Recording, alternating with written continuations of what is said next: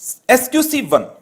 SQC1 is on the quality control for firms that performs audit, reviews, other assurance and related service engagement.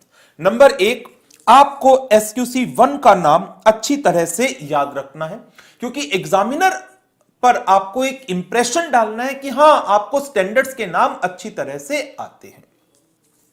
ये portion हमारा reading का है सिर्फ। The firm should establish a system of quality control that is design to provide it with the reasonable assurance that, कि जो firm है और firm के अंदर जो पर्सन्स हैं, जो उसके पार्टनर्स हैं, एम्प्लॉइज हैं, मैनेजर्स हैं, मैनेजिंग पार्टनर्स हैं, वो सब प्रोफेशनल स्टैंडर्ड्स का, लीगल एंड रेगुलेटरी रिक्वायरमेंट्स का कंप्लायंस करते हैं। All complies with the professional standards, regulatory and legal requirement, और चाहे वो ऑडिट है, रिव्यू है, अदर एश्योरेंस है या रिलेटेड सर्विसेज है, तो जो रिपोर्ट इशू होनी चाहिए थी वो एक appropriate report in the circumstances issued हुई है। The reports issued by the firm are appropriate in the circumstances. ये इस स्टैंडर्ड का एक प्राइम ऑब्जेक्टिव भी है और मोस्ट ऑफ द रिक्वायरमेंट्स के अंदर इसका यूज भी किया जाएगा। वन इज, जो फर्म है और इसके पर्सन है, they comply with the professional standards and legal and regulatory requirement and the reports issued are appropriate in the circumstances.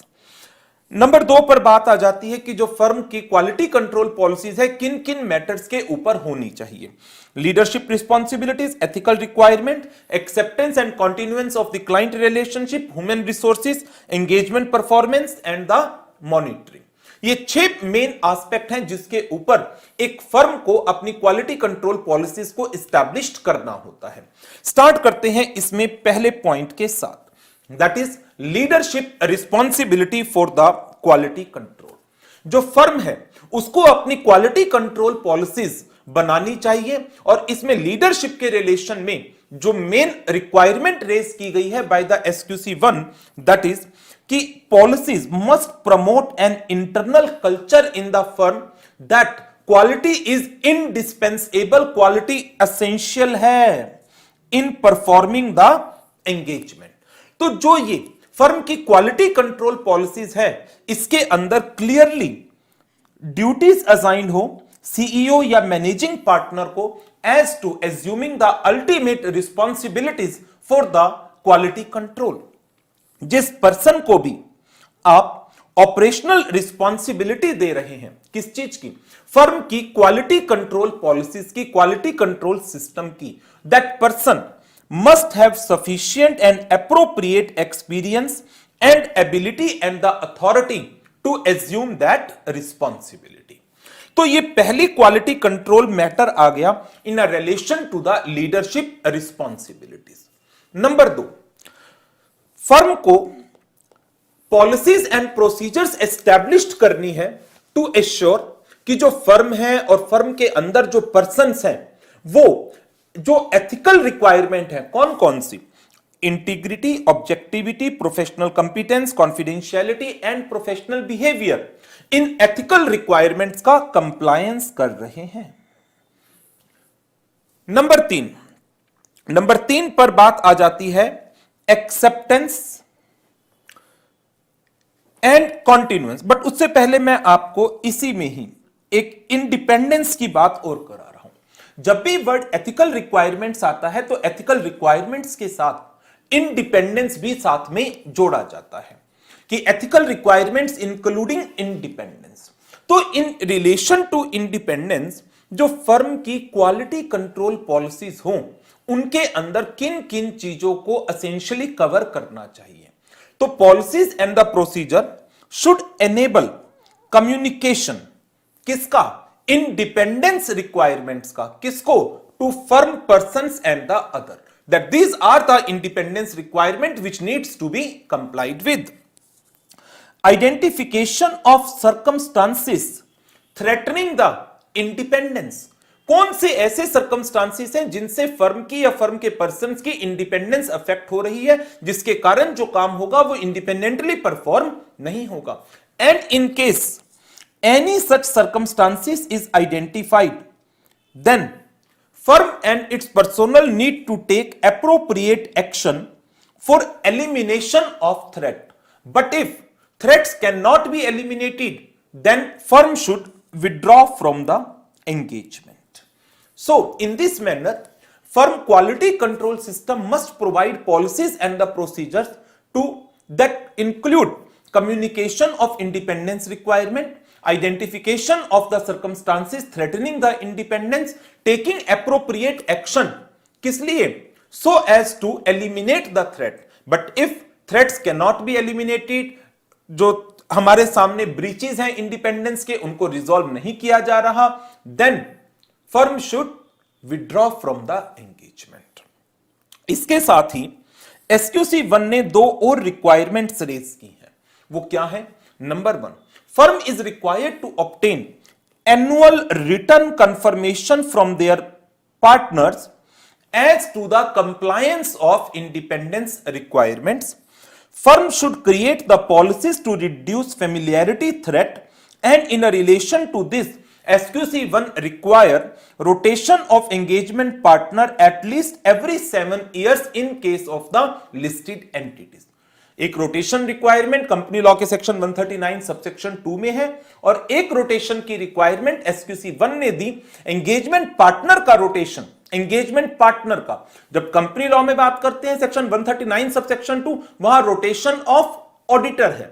139(3) उसमें रोटेशन ऑफ ऑडिटिंग पार्टनर है.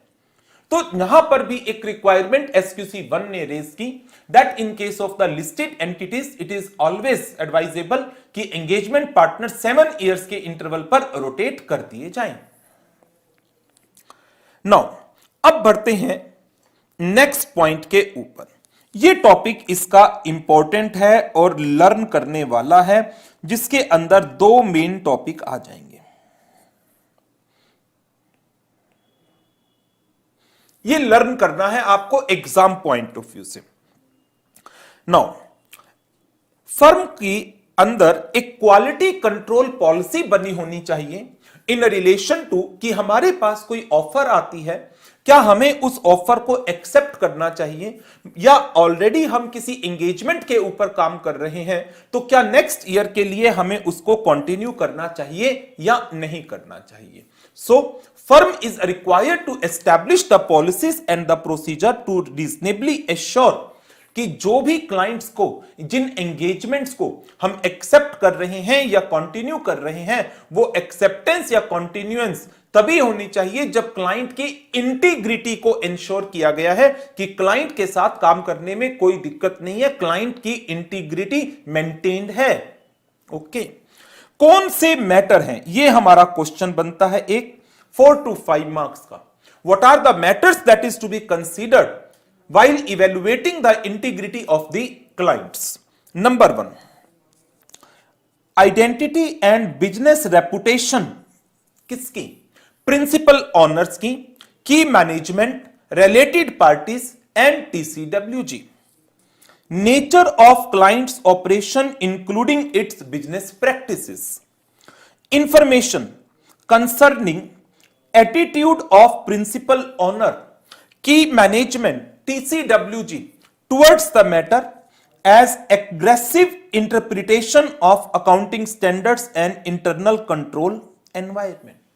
Whether the client is aggressively concerned with maintaining the audit fee as low as possible.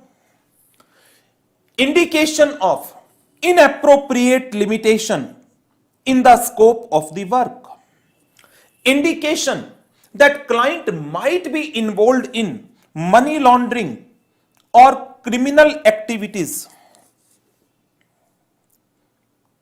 Reasons for the proposed appointment and non-appointment of previous firm. ये 7 points हैं जो आपको याद रखने हैं. अब यदि ये क्वेश्चन एग्जाम में आ गया और आपने इन पॉइंट्स के अलावा कोई और पॉइंट लिखे, बेशक वो रेलिवेंट हो इन द सर्कमस्टांसेस, बट एसक्यूसी 1 के एप्लीकेशन मटेरियल में जो पॉइंट्स लिखे गए हैं आपको याद करके वही पॉइंट्स अपने आंसर के अंदर लिखने हैं. तो इसके अंदर जो कीवर्ड्स आ गए आपके सामने, number 1 identity and business reputation,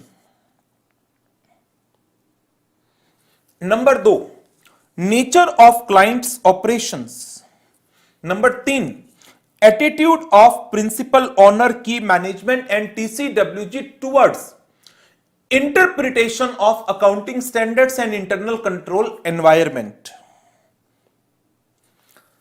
Whether the client is aggressively concerned with maintaining audit fee, firm fee as low as possible. Indication of inappropriate limitations.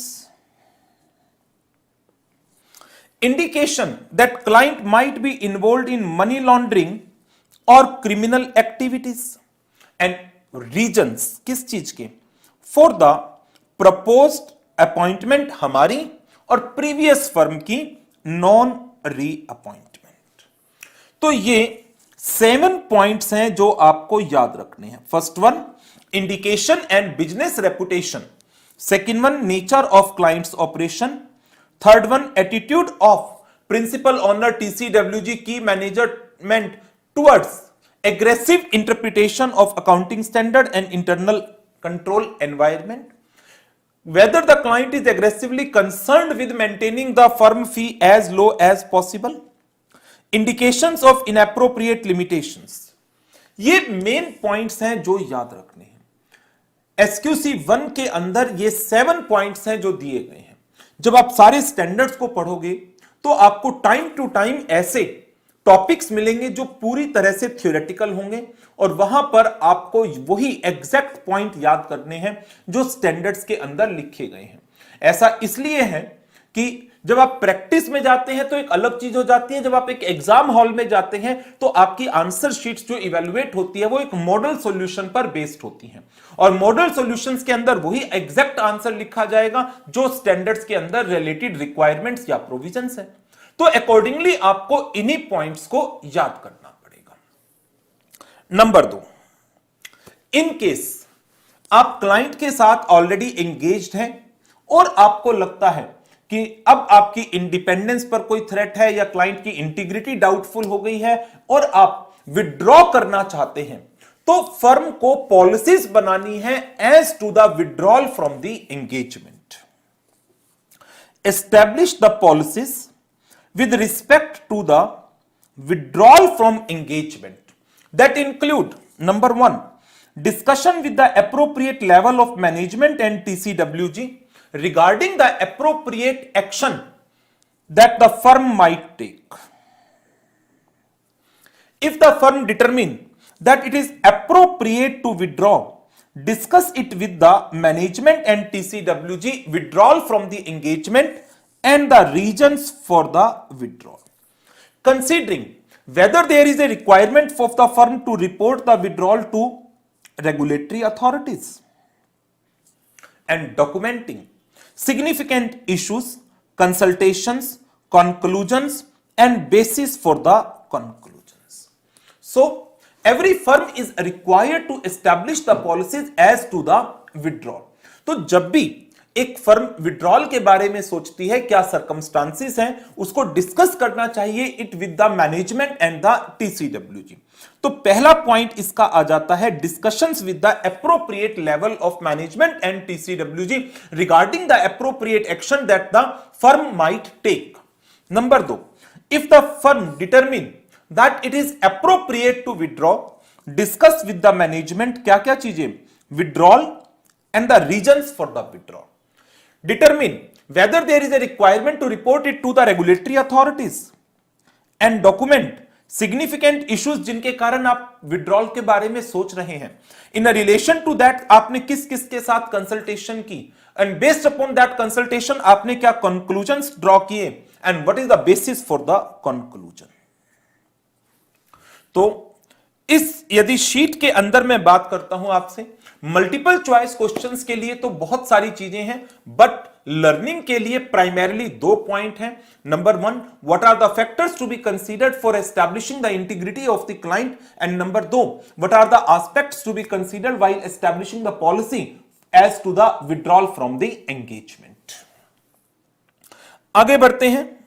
Next one, firm की next policy in relation to human resources.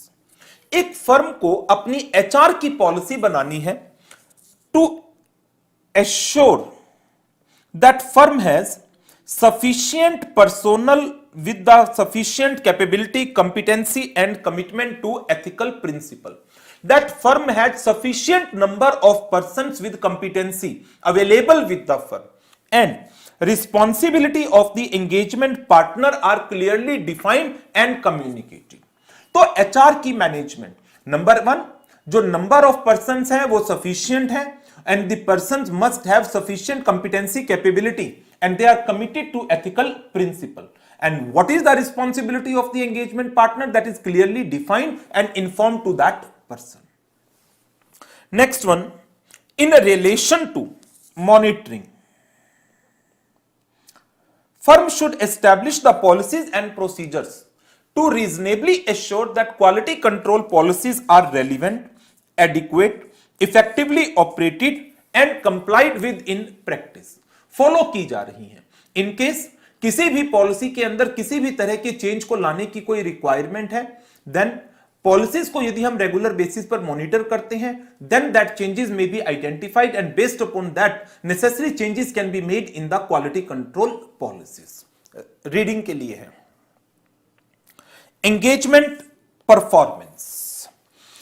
Firm should establish the policies and the procedure to reasonably assure, क्या क्या चीजें, कि जो काम हो रहा है चाहे वो ऑडिट का है या रिव्यू का है या अदर एश्योरेंस का है या रिलेटेड सर्विसेज का है, that is in compliance with the professional standards, that is in compliance with the law and regulation, and the engagement work के ऊपर जो एंगेजमेंट पार्टनर ने या फर्म ने रिपोर्ट इशू की है, that report is appropriate in the circumstances.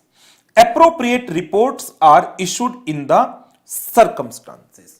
In relation to engagement performance, few aspects needs to be considered as to supervise the work of engagement team members, review the work performed by the engagement team, consultation wherever required, difference of opinion, the matter needs to be resolved with amicable solutions, and engagement quality control review.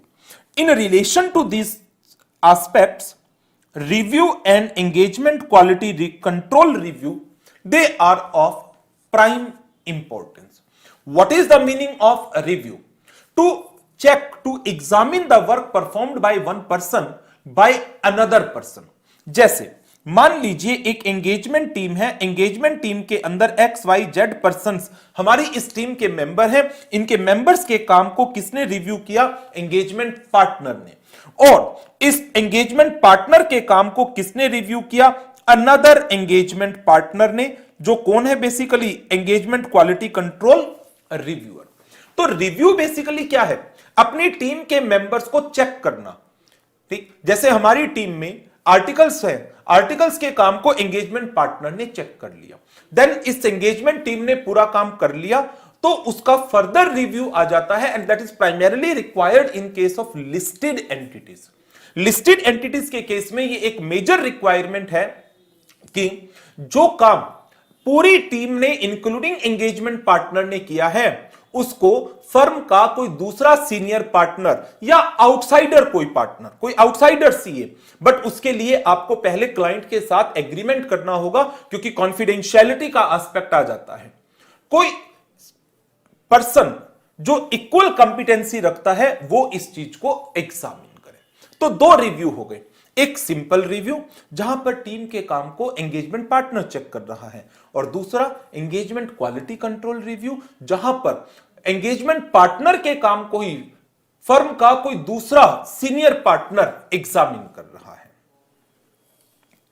Review, engagement partner, जैसे आप अपनी articleship में भी देखते हैं, आपके काम को आपका प्रिंसिपल चेक करता है, that is basically review. Engagement partner shall review the work performed by the team members and consider whether the work has been performed with professional standards, regulatory and legal requirements.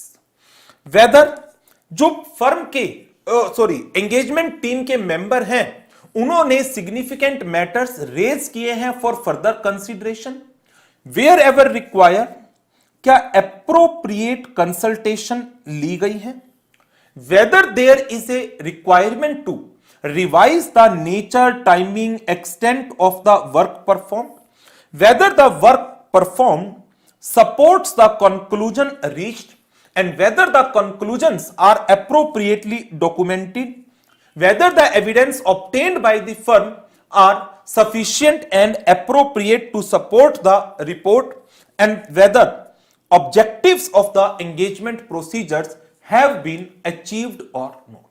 So, while reviewing the work performed by the engagement team member, engagement partner tries to assure these aspects.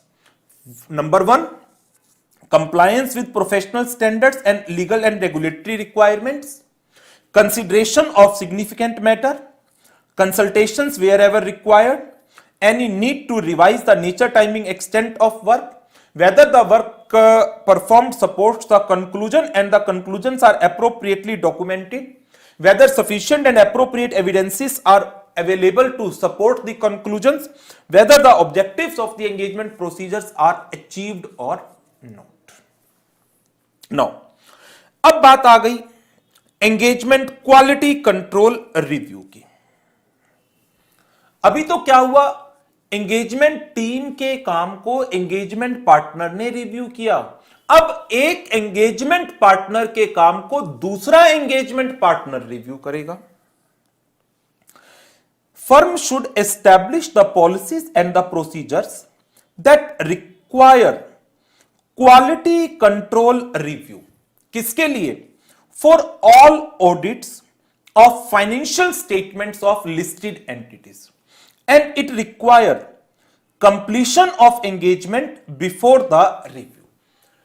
Firm ने engagement team बनाई, engagement team ने अपना काम पूरा कर लिया, एक draft report भी तैयार हो गई और उसी रिपोर्ट को दिखाया गया दूसरे एंगेजमेंट पार्टनर को। वो देखेगा जो कंक्लूजन्स लिए गए हैं, जो डॉक्यूमेंटेशंस कलेक्ट किया गया है, जो एविडेंसेस अवेलेबल हैं, whether the evidences are sufficient and appropriate, whether the procedures performed are appropriate, whether the conclusions reached are appropriate, whether appropriate consultations have been taken। तो जो सारी की सारी चीजें हैं जो एक क्वालिटी मैटर से रेलिवेंसी रखती है, उन सब चीजों को ध्यान में रखा जाएगा by the engagement quality control reviewer. Areas to be considered. अच्छा, ये जो टॉपिक है ना रिव्यू वाला, ये भी लर्निंग का है आपका और ये टॉपिक भी लर्निंग का है। Areas to be considered in review of audit work. अब EQCR जो एंगेजमेंट क्वालिटी कंट्रोल रिव्यूअर है, वो किन किन एरियाज को रिव्यू करेगा?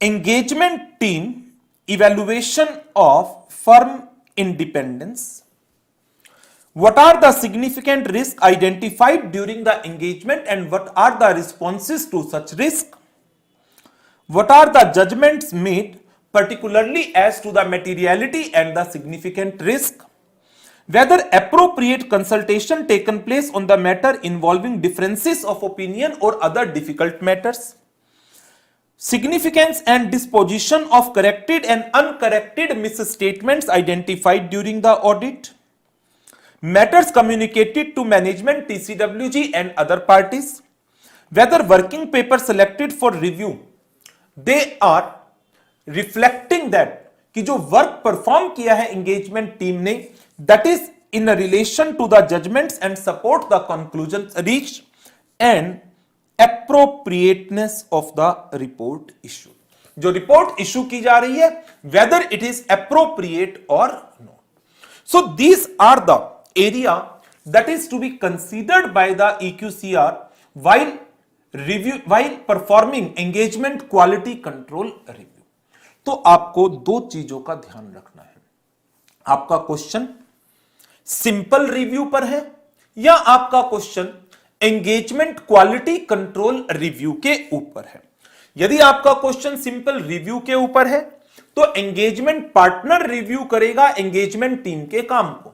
बट यदि आपका क्वेश्चन EQCR के ऊपर है, then engagement quality control reviewer review करेगा पूरी ऑडिट को, पूरी एंगेजमेंट को, and that is required in case of audit of financial statements of listed entities. तो ये दोनों टॉपिक्स आपको अच्छी तरह से याद रखने हैं। इसके की पॉइंट अंडर हाईलाइट कर देता हूं।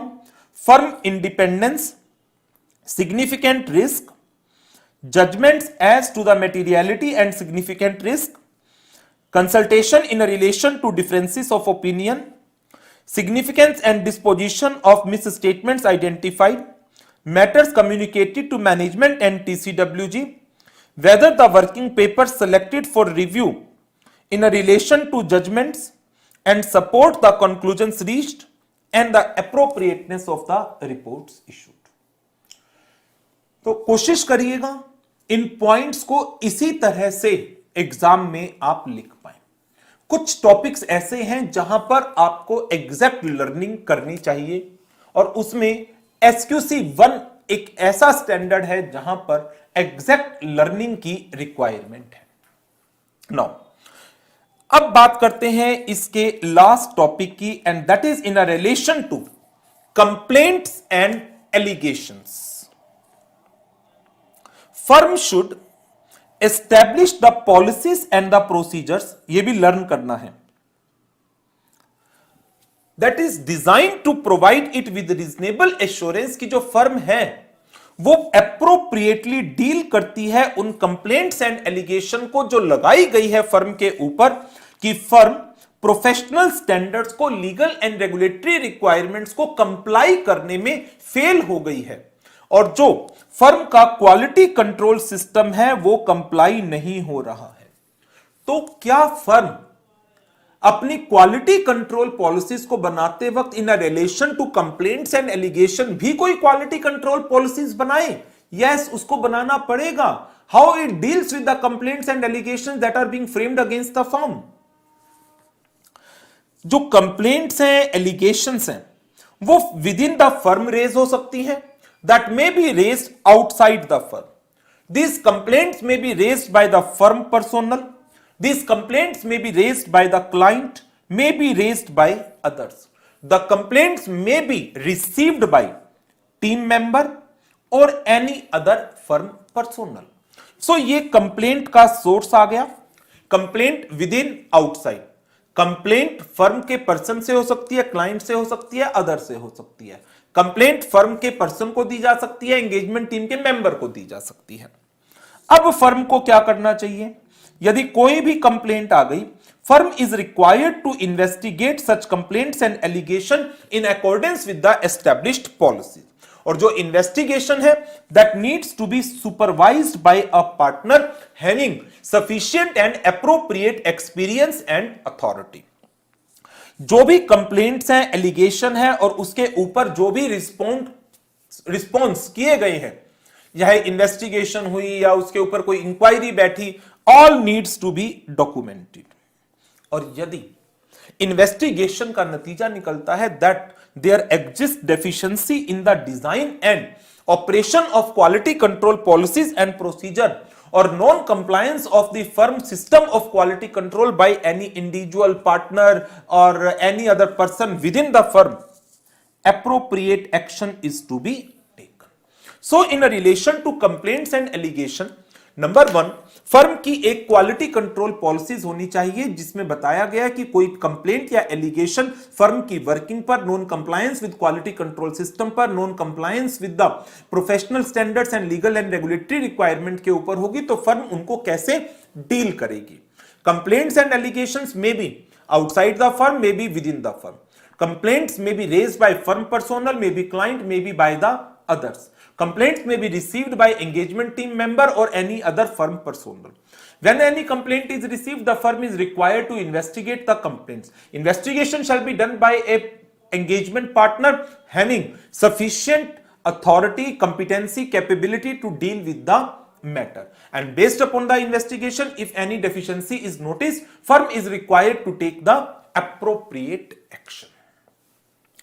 तो ये हमारा स्टैंडर्ड है as to the SQC1। A very important standard. और इसमें 5-6 टॉपिक हैं जो मैंने आपको बताए हैं लर्न करने के लिए। इस स्टैंडर्ड के अंदर लर्निंग कंपैरेटिवली ज्यादा है, बट आपको लर्न करना ही चाहिए।